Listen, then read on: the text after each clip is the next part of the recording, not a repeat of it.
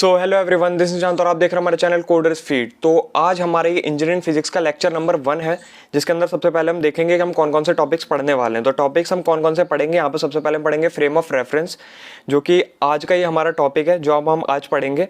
और inertial and non inertial frame, postulates of special theory of relativity, Galilean transformation equation, Michelson Morley experiment और Lorentz transformation, length contraction, time dilation, velocity addition theorem, variation of mass with velocity, Einstein's mass energy relation, relativistic relation between energy and momentum, massless particle. मतलब ये जितने भी topics हैं ना, ये हमारे engineering physics के यूनिट नंबर 1 में हैं। तो अब हम इन सब टॉपिक्स के बारे में एक एक करके पढ़ेंगे और यहीं से हमारे जितने भी न्यूमेरिकल्स होंगे वो भी करते हुए चलेंगे, और जो भी इंपॉर्टेंट क्वेश्चन हमको लगेगा वो हम आपको टाइम के टाइम बता देंगे। तो सबसे पहले आज का हमारा ये लेक्चर नंबर 1 है। तो लेक्चर नंबर 1 में अब हम सबसे पहले देखते हैं कि क्या क्या चीज़ें हैं। ठीक है, हमारा न्यूटोनियन मैकेनिक्स। ठीक है, दो टाइप के मैकेनिक्स होते हैं कि हमारे न्यूटोनियन मैकेनिक्स होता है और हमारा रिलेटिविस्टिक मैकेनिक्स होता है। ठीक है, तो सबसे पहले आप जानते होंगे कि सी किसे हम डिनोट करते हैं। सी से हम डिनोट करते हैं स्पीड ऑफ लाइट को। ठीक है, कितनी होती है वो 3.0 × 10⁸ मीटर पर सेकंड। ठीक है, और वेलोसिटी, जो भी हमारे किसी भी पार्टिकल की वेलोसिटी होती है वो किस डायरेक्शन में जा रहा है, और एक ये वेक्टर क्वांटिटी होती है। ठीक है, तो उसके हम देखते हैं कि अगर हमारी जो स्पीड ऑफ लाइट है उससे बहुत ज़्यादा छोटा होता है अगर हमारी वेलोसिटी, तो वहाँ पे हमारा न्यूटोनियन मैकेनिक्स लगेगा। और अगर वो अप्रॉक्सीमेटली इक्वल होता है, कम होता है, थोड़ा सा ज़्यादा होता है, तो वहाँ पर हमारा रिलेटिविस्टिक मैकेनिक्स लगेगी। ठीक है, तो हम सबसे पहले आ जाते हैं हमारा न्यूटोनियन मैकेनिक्स होता क्या है। ठीक है, तो न्यूटोनियन मैकेनिक्स हमारा होता है कि universe is full of dynamic objects. मतलब कि यूनिवर्स जो है वो पूरी तरीके से डायनेमिक ऑब्जेक्ट से भरा हुआ है, कि nothing is static from giant stars to tiny electrons, everything is dynamic. मतलब कि जैसा भी ऑब्जेक्ट हो इस अर्थ पे है, क्योंकि अर्थ मूव कर रही है तो उसके रिस्पेक्ट में वो भी मूव कर रहे हैं। सारे के सारे जो बताया गया कि सारी की सारी चीज़ें डायनेमिक हैं। तो ह्यूमन जो होता है, जो इंसान है, वो हमेशा क्यूरियस रहता है कि ये सब चीज़ें ऐसे मूव क्यों कर रही हैं। अगर वो मूव करे तो उनकी स्पीड क्या होगी, उनकी वेलोसिटी क्या होगी, कितना एक्सेलरेशन होता है। ठीक है, जैसे कोई कार जा रही है तो कार कभी थोड़ी रुक रही है, कभी थोड़ी चल रही है, कभी स्पीड ऊपर हो रही है, कभी नीचे हो रही है, मतलब कभी बढ़ कम हो रही है, तो वहाँ पे एक एक्सेलरेशन आ जाता है। अगर वो कांस्टेंट स्पीड से चली जा रही है तो मतलब वो तो फिर वहाँ पे एक्सेलरेशन 0 हो जाता है, कि मतलब कोई भी चेंज नहीं आ रहा है वेलोसिटी के अंदर। ठीक है, तो physics which is mainly concern with the study of mobile bodies and their interactions. ठीक है, जो भी हमारी बॉडी है, मोबाइल बॉडीज क्या होती हैं, जो भी मूव कर रही होती हैं। ठीक है, और उनके बीच में जो इंटरेक्शंस होते हैं, यानी कि जो इवेंट्स होते हैं, मिलना या फिर कहीं से एक पाथ से दूसरे पाथ तक जाना, जो भी मूवमेंट्स होती हैं वो सारी की सारी हमारी न्यूटोनियन मैकेनिक्स के अंदर आती हैं। तो अब यहाँ पे हम फ्रेम ऑफ रेफरेंस पढ़ने वाले हैं इस वाले यूनिट में। मतलब इस वाले यूनिट में हम सबसे पहले फ्रेम ऑफ रेफरेंस पढ़ने वाले थे, लेकिन फ्रेम ऑफ रेफरेंस पढ़ने से पहले हमको कुछ चीज़ें हैं, कुछ पॉइंट्स हैं जो हमको पता होने चाहिए। अगर हमको वो नहीं पता होंगे तो हम नहीं समझ पाएंगे कि फ्रेम ऑफ रेफरेंस आखिर है क्या हमारा। ठीक है, तो सबसे पहले हमारा पॉइंट आ जाता है कि मोशन, कि आखिर में मोशन है क्या, क्या होता है ये मोशन। ठीक है, when a object is changes its position with respect to surrounding as well as time is known as motion. ठीक है, मतलब मान लो कोई ऑब्जेक्ट है, ठीक है, वो मूव कर रहा है, अगर वो मूव कर रहा है तो वो एक पोजीशन से दूसरी पोजीशन में जा रहा होगा। ठीक है, तो वो एक पोजीशन दूसरी पोजीशन जा रहा होगा, उसने कुछ स्पेस मतलब कोई दूरी तय करी होगी। ठीक है, और उसने एक जगह से दूसरी जगह जाने में कुछ टाइम भी लिया होगा। ठीक है, तो इसी फिनोमिना को, यही जो इवेंट होता है, मतलब इसको हम मोशन कहते हैं। ठीक है, किसी भी एक चीज़ का मूव होना एक पॉइंट से दूसरे पॉइंट तक के लिए, ठीक है, विद रिस्पेक्ट टू टाइम, उसको हम मोशन कहते हैं। अब मोशन है, न्यूटन ने मोशन के ऊपर भी 2-3 लॉज दे दिए। ठीक है, तो देखते हैं कौन कौन से लॉज होते हैं। 3 लॉज होते हैं, Newton first law, Newton second law, Newton third law. तो न्यूटन का फर्स्ट लॉ क्या होता है, Newton first law of motion क्या होता है कि an object remains at rest until a force acting upon it. ठीक है, मतलब कि कोई भी ऑब्जेक्ट है, लाइक ये मेरा लैपटॉप है, ये ना, ये अगर यहाँ पे रखा रहेगा तो ये रेस्ट में ही रहेगा, कोई मूवमेंट नहीं होने वाली। ठीक है, लेकिन अगर मैं इसको यहाँ से उठा के वहाँ पे रख दूँ तो क्या हुआ, इसमें एक मूवमेंट हुआ है ना, ये एक जगह से हिल के दूसरी जगह गया है। लेकिन ये कैसे गया है, जब मैंने इसके ऊपर कोई फोर्स लगाया तभी तो ये मूव हुआ है। ठीक है, तो ये सब चीज़ें हमारा जानना ज़रूरी है फ्रेम ऑफ रेफरेंस पढ़ने से पहले, तभी आपको वो चीज़ ज़्यादा अच्छे से क्लियर होगी।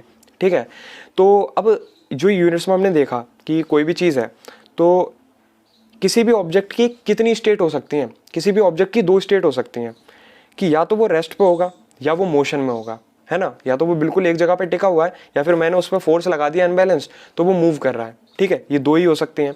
और इसका सिग्निफिकेंस क्या होगा कि tell us about the force acting on the object और नॉट, मतलब कि सिग्निफिकेंस मतलब एक फिजिकल सिग्निफिकेंस होता है कि किस तरीके से हमको रिलेट कर रहा होता है, कि हमको क्या बताना चाह रहा है ये न्यूटन का फर्स्ट लॉ। हमको ये बताना चाह रहा है कि जो भी फोर्स एक्ट हो रहा है किसी भी पार्टिकल के ऊपर, किसी भी ऑब्जेक्ट के ऊपर, ठीक है, तो वो जो है ना कि वो मूव कर रहा है या नहीं कर रहा है, मतलब कि उसके ऊपर फोर्स लग रहा है या नहीं लग रहा है, यही बताने का काम करता है हमारा Newton's first law of motion, ठीक है। अब इसके हमारे कुछ चीज़ें होती है, कुछ पॉइंट्स होते हैं, ये हमने यहाँ पे नोट ले रखा है कि it tells about the frame of reference, मतलब कि यही है जो फ्रेम ऑफ रेफरेंस को बताने का काम करता है कि आखिर हमारा फ्रेम ऑफ रेफरेंस होता क्या है। Anything in surrounding can be treated as a frame of reference, कुछ भी चीज़ है वो सराउंडिंग में हमारे काम कर रही है, हम उसको फ्रेम ऑफ रेफरेंस के तौर पर ले रहे हैं। मतलब कि अगर मैं यहाँ पर खड़ा हुआ हूँ, ठीक है, कोई बंदा है मेरे से आगे जा रहा है, ठीक है, तो मैं भी किसी स्पीड से चल रहा हूँ, तो अब मैं उसकी स्पीड को किस बेस पे देखूंगा, मैं उसे अपनी फ्रेम ऑफ रेफरेंस में देखूंगा कि अगर मैं 10 की स्पीड से जा रहा हूँ और वो बंदा 20 की स्पीड से जा रहा है, तो मेरे लिए तो वो 10 की स्पीड से ही जा रहा है ना। मतलब मेरे लिए अगर मैं नॉन स्टॉप कंटिन्यूसली चल रहा हूँ तो वैसे देखा जाए तो उसकी स्पीड ज़्यादा, मुझे अगर अपनी स्पीड पता 10 है मेरी, तो मैं उसकी बता सकता हूँ हाँ उसकी 20 है क्योंकि वो मुझसे तेज़ है। लेकिन मैं अपने रेफरेंस में देखूँ कि वो मेरे कंपेरेटिवली कितनी स्पीड में चल रहा है, ठीक है, तो मुझे किस स्पीड में वो चलता हुआ नजर आ रहा है, तो वो 10 की स्पीड में चलता हुआ नजर आ रहा है, 10 किलोमीटर पर घंटा, ठीक है। तो यही चीज़ होती है हमारी फ्रेम ऑफ रेफरेंस, तो यही हमको बताने का काम करता है। अब हम न्यूटन के सेकंड लॉ पे आ जाते हैं। ये सारे लॉज हमको पढ़ना बहुत ज़्यादा ज़रूरी है क्योंकि तभी ये हमारे फ्रेम ऑफ रेफरेंस को अच्छे से एक्सप्लेन कर पाएंगे, समझ पाएंगे हम इसमें। तो हमारे Newton second law of motion क्या होता है, ये नोट्स मेरे थोड़े गंदे हैं क्योंकि राइटिंग थोड़ी गंदी है, लेकिन आप समझ लीजिएगा कि rate of momentum is proportional to force applied on object, ठीक है। मतलब कि जो रेट ऑफ मोमेंटम होता है, मोमेंटम क्या होता है, अगर हम किसी पार्टिकल को फेंकते हैं, ठीक है, तो उसका कुछ मास होता है, वो मास होता है और वो किसी एक वेलोसिटी से किसी डायरेक्शन में जा रहा होता है ना। जो यहाँ पे वेलोसिटी है वो आपको डायरेक्शन बताने का काम करती है, जबकि मास की कोई डायरेक्शन नहीं होती है, मास सिर्फ एक स्पेस को ऑक्यूपाई करता है, ठीक है। तो वो जा रहा होता है एक सीध में, तो ठीक है, तो हमारा क्या होता है फोर्स यानी कि रेट ऑफ मोमेंटम, तो यानी कि डीपी ओवर डी टी हमारा पी हमारा मोमेंटम हो गया, यहाँ पे टी हमारा टाइम हो गया। तो यहाँ पर हमारा क्या होता है कि हमारा मोमेंटम क्या होता है, हमारा मास इंटू वेलोसिटी, जैसा कि अभी मैंने आपको बताया। तो अब हमने यहाँ पर मास इंटू वेलोसिटी को यहाँ पर हमने पी की जगह पर डाल दिया, तो यहाँ पर हमारा क्या हो गया F d m v over d t, ठीक है। तो अब हम नीचे आ जाते हैं, तो हम क्या करते थे, एम को थोड़ा बाहर ले लेते हैं, यहाँ पे हम d v over d t, यहाँ पर हमारा d v over d t क्या होता है कि वेलोसिटी पर सेकंड मतलब मीटर पर सेकंड स्क्वायर, किस में होता है ये हमारा एक्सेलरेशन में होता है, d v over d t. तो यहाँ पर हमारा क्या हो गया, हमारा एम ए, यह ए हो गया, एक्सेलरेशन को ए से डिफाइन करते हैं, तो हमारा d v over d t यहाँ पर हमारा ए हो गया। तो F equals to m a, यहाँ पे मैंने एरोस क्यों लगाया ऊपर, क्योंकि ये किसी ना किसी डायरेक्शन को बता रहे हैं, फोर्स है उसकी भी कोई डायरेक्शन है, एक्सेलरेशन है उसकी भी कोई डायरेक्शन है, ठीक है।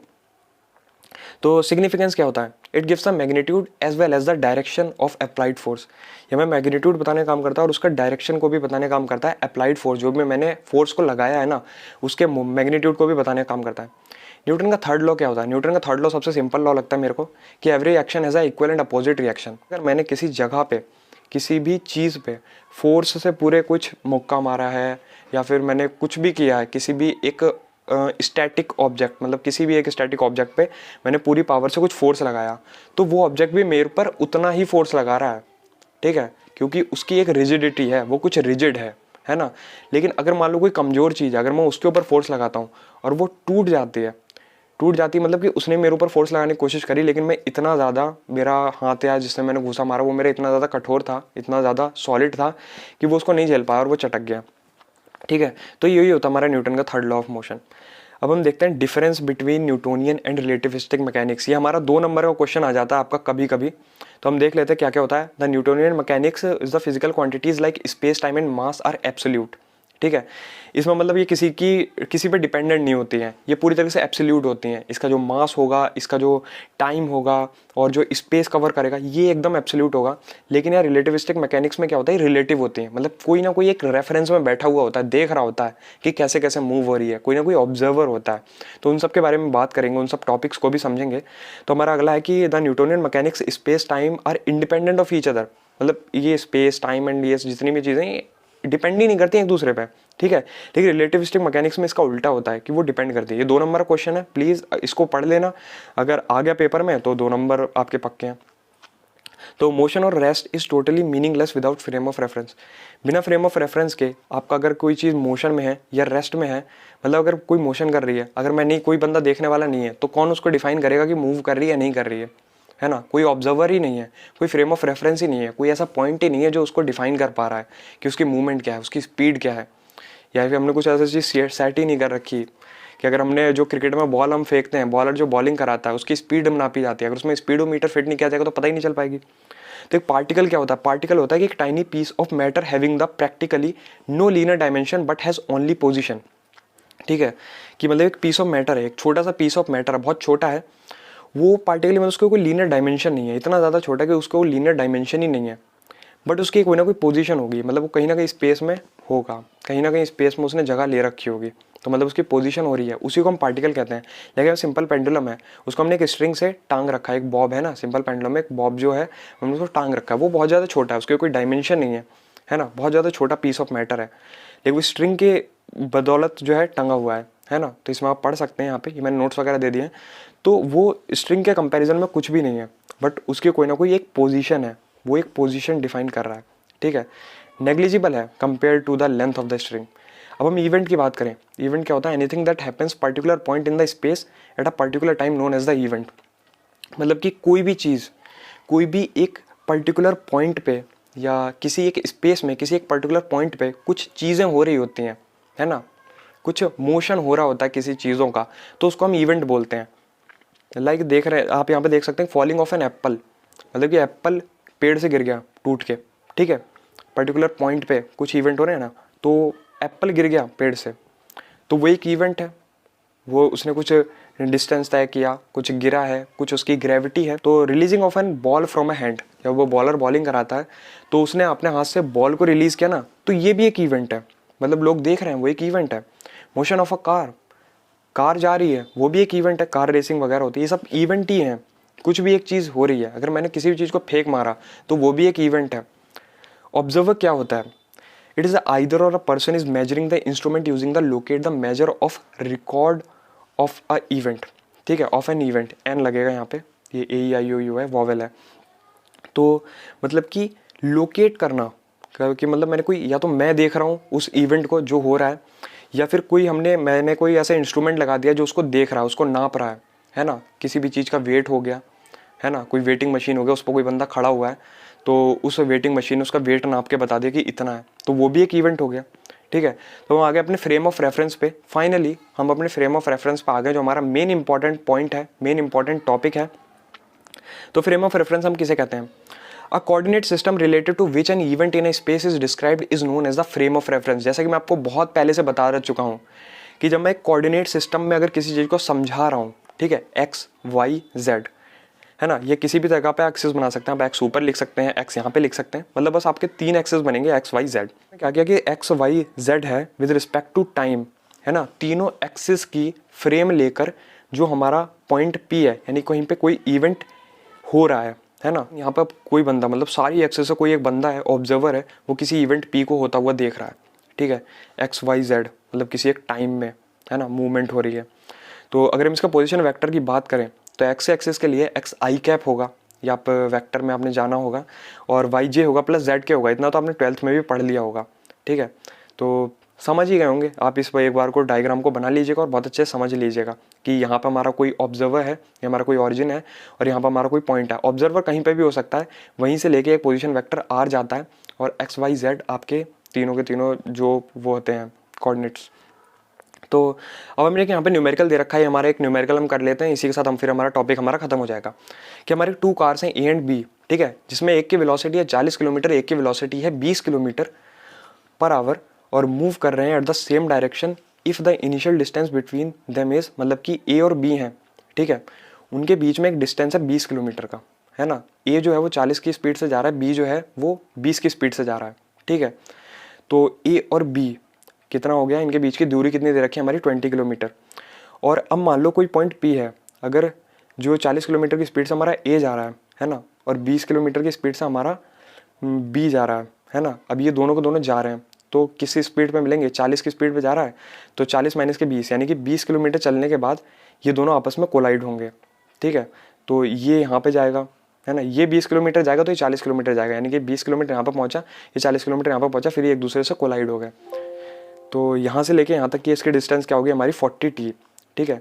तो हमने यहाँ पे t ले लिया। अब यहाँ पर आपका क्या होगा कि 40t is equals to 20 plus के 20t, जैसे कि आप देख सकते हैं 40t is equals to 20 plus के 20t, ये यहाँ पर 20t होगा, यहाँ पे 20t होगा, यहाँ पे कर लेना। s इक्वल्स टू vt होता है, distance equals to velocity into में टाइम।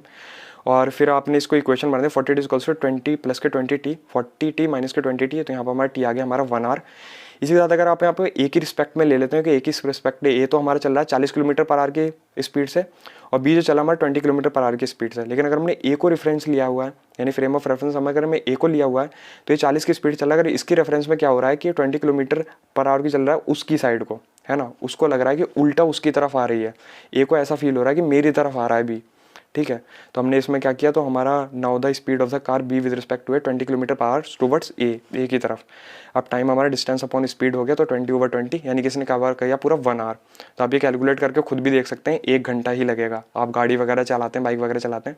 तो इससे आज का हमारी वीडियो खत्म करता है। अगर आपको हमारी वीडियो पसंद आई तो प्लीज़ वीडियो को ज़्यादा से ज़्यादा लोगों में शेयर कीजिए, वीडियो को लाइक कीजिए। अगर हमारे चैनल पर नए हैं तो चैनल को सब्सक्राइब भी कर दीजिए। तो